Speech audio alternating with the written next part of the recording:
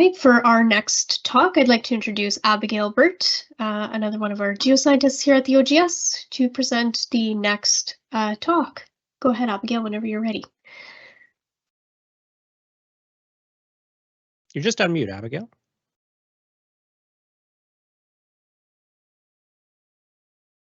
Is that better? Yes, we can hear you now. Great. Okay, thank you. Today I'm going to be talking to you about a project that the OGS has undertaken in collaboration with the Ministry of Environment, Conservation and Parks for improving how geological information is recorded on water well records. And you can see my co-authors listed there, OGS as well as driller participants, which is wonderful. So there's no question that we all need data to do our jobs. And in the last couple of decades, we've made a great leap forward with what we can see at surface as LiDAR coverage has spread across the province. But what we need now is the subsurface equivalent of data that is both high quality and has great coverage. But at present, it's very much a case of one or the other. For example, working on the Niagara Peninsula 3D sediment project, I have 99 continuously cored boreholes that were drilled into the upper few meters of bedrock. They're also clustered and mostly shallow geotechnical records, as well as oil and gas records, which tend to be rather bedrock centric. But the biggest source of subsurface information are the literally tens of thousands of water well records, which are spread across the study area. But the downside is that they have a bit of a reputation for poor quality geological information. So all we really need to do is come up with a way to improve those water well records. Fortunately, we are all working together to develop a new and hopefully simpler system for terminology that will improve the quality of the information on future well records. And this is phase 1 of the project. Phase 2 will involve converting the geological materials in historical well records to the new terminology, retaining those original terms for reference. We have a few key guiding principles for the new system. First and foremost is thinking of the people who will be using it. And for the most part, that will be well technicians whose expertise is drilling and installing wells and not geology. This means that simple, unambiguous terms with time-saving pick lists and easily accessed training and reference materials will set us up for success. And I'd like to add a personal comment to this list, that collaboration and consideration are definitely a two-way street, so it's worthwhile spending a bit of time training your drillers when you're out in the field. We have to keep in mind that definitions can vary. For example, I know exactly what overburden is. It's the stuff we don't want.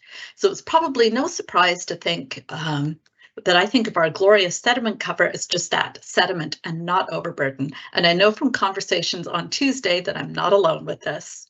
But the problem comes for different perspectives. A gas well driller would not only start to take note after reaching competent bedrock and would likely consider both the sediments and fractured rock as overburden, whereas someone drilling a domestic water supply well would be focused on the fractured rock as it's the best bet for installing a well, so certainly not overburden.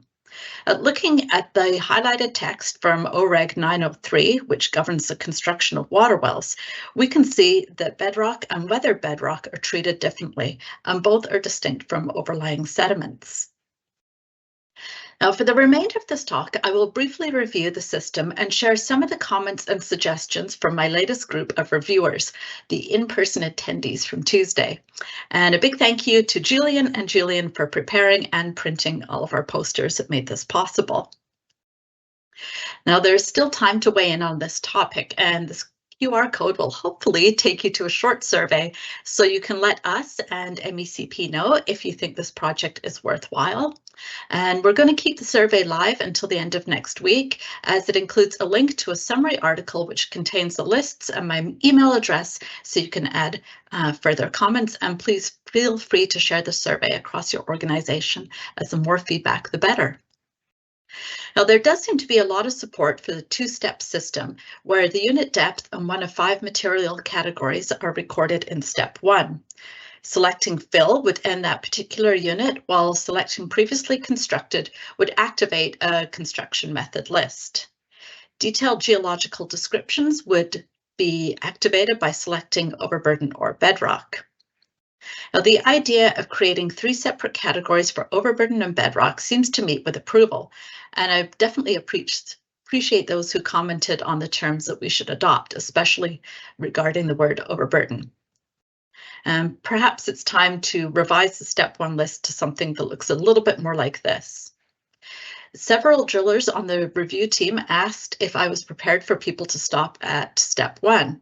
And my initial thought was yes, because if this is done systematically and consistently, it would be an improvement over many historical records. And I don't know about you, but personally, I'd rather have less information than a bunch of garbage that I can't use. Looking at the options for sediment first, we can see that there are pick lists for color, 3 for describing texture, as well as qualifiers, hardness, and moisture. New colors, the term lost circulation, and limited freeform text linked to many specific fields are also being proposed. Many of the old terms will be retained, but the way they are used will be restricted. Other terms won't be moving forward, and you'll see that list at the end. Short lists to minimize the number of possible combinations seems to have considerable appeal with everyone. There is some debate on how to handle organic material. And for this, we really need to make sure we're thinking like water well drillers, as I was reminded several times during earlier phases of consultation. Peat and wood are terms that people are pretty familiar with, and so training should be easier. And we also need to ensure that we are being specific. Organics in upper units will probably just end up getting lumped with topsoil, so right away we have some overlap. But please do keep the comments and suggestions flowing. How to describe gravel has also received considerable attention, and it looks like there is going to be an opportunity to simplify further. The terms moist and saturated have been around the block a few times, and this is likely going to come down to drilling methods. Geotechnical drillers running spoons feel they can pick out the more subtle differences between dry, moist, wet, and saturated, while mud rotary drillers have been more in favor of a simple wet and dry category, regardless of whether a sampler is used. And as a couple of people noted, domestic water supply well techs aren't necessarily going to say something is saturated if they need to drill deeper to find a reliable water source. So this is something we have to keep in mind. Now here we can see the categories and terms for describing bedrock. Current thinking is that for the most part, the same lists would be applied to both weathered and competent bedrock. What's most noticeable is that lithology is streamlined and restricted to a single term plus a qualifier. And I must admit that I expected a few objections and suggestions related to how many terms we're proposing to drop, but I haven't received comments or suggestions on that front yet. The qualifier column has garnered considerably more interest. Lost circulation has met with approval, and adding massive was also suggested. Noting overpressured artesian and gas zones was suggested as a health and safety piece.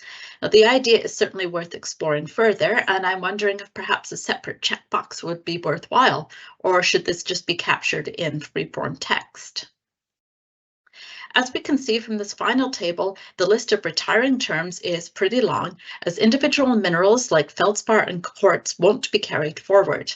Another big change is that we have removed rock types unlikely to be recognized from cuttings, and gneiss is an example of this. Note that the terms in purple are captured in other parts of the system, albeit in a slightly different form, like clay to clay and so forth. And I'm glad to see that there was some support for this. I was also pleased to see support for abandoning the term hardpan.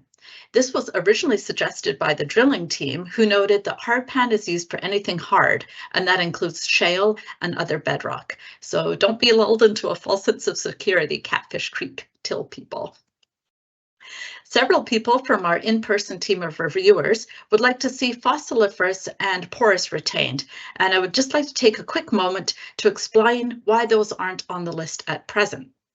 So first, the feeling amongst the team of advisory drillers was that fossils wouldn't show up except in cored holes, and also that geoscientists are very welcome to put this sort of information on their own logs. That particular comment made me both laugh and cringe. Porous is a bit more difficult, and we anticipated a fair amount of pushback, especially from this crowd. Now, what we have to keep in mind is that the goal is to have the minimum number of choices so we have a better chance of both uptake and reliability. So here we go. Some drillers noted that if they are in gravel or sand, porous should be pretty obvious, especially if it is wet. Another cringe moment for me. And the debate in bedrock was a little bit more lively. The same comment was made over wet and porous, although it was accepted that fractures were a bit of a complicating factor. So here is the big question. If given the choice, would you prefer to see wet porous limestone or wet fractured limestone? And if you're in granite, do you ever want to see the word porous? So fractures or porous. Please let us know what you think about this, and please do use that survey as a way to provide some additional feedback. So in closing, once again, please take the opportunity to provide us that feedback on the project as well as the system and terminology. And as I mentioned before, the more the better, so please share the links. Thank you. Thanks, Abigail. And we did post a link to this particular survey in the Q&A. If you just scroll through there, there should be a link if the QR code isn't working out for you.